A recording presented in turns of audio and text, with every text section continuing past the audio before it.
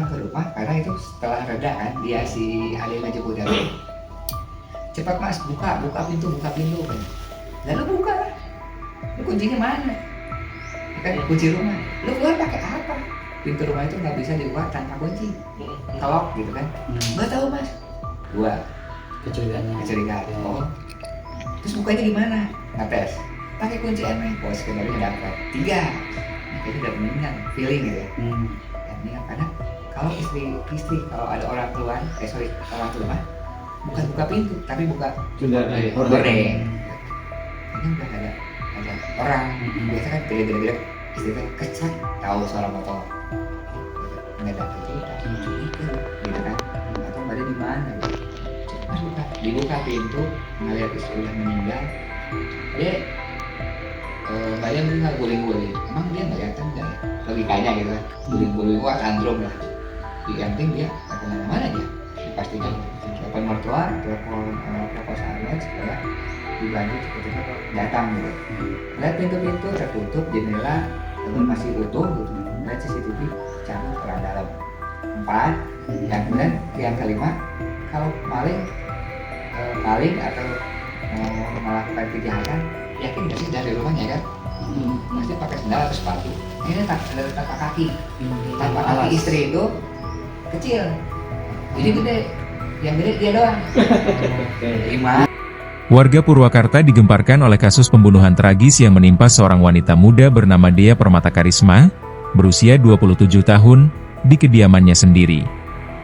Dia ditemukan tewas bersimbah darah di Komplek PJT 2, Desa Jatimekar, Kecamatan Jatiluhur, Kabupaten Purwakarta, Jawa Barat, pada hari Selasa, tanggal 12 Agustus 2025. Dia diduga tewas dibunuh oleh pembantunya sendiri, Ade Mulyana, berusia 26 tahun, yang sudah tinggal bersama korban dan suaminya selama sekitar 1 tahun.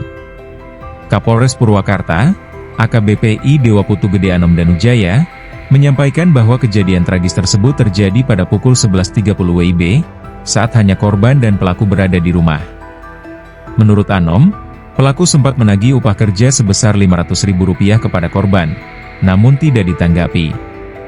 Karena merasa kesal dan sakit hati, pelaku kemudian mengambil palu dan memukul kepala bagian belakang korban. Anom menambahkan bahwa pukulan pertama tidak membuat korban pingsan, sehingga pelaku terus menghantam kepala korban hingga korban tidak berdaya. Setelah memastikan korban tak bergerak, pelaku membuang barang bukti seperti ponsel korban di bawah jembatan Cinangka, serta sejumlah barang lainnya di drainase wilayah Waduk Jatiluhur. Menurut hasil penyelidikan sementara, Anom mengatakan motif utama pelaku adalah sakit hati karena gaji yang tidak kunjung dibayarkan oleh korban.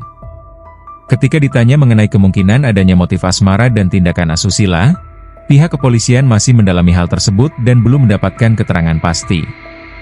Modus operandi pelaku terbilang brutal, di mana pelaku memukul kepala korban berkali-kali menggunakan palu dan menghantam bagian mulut korban dengan gagang palu.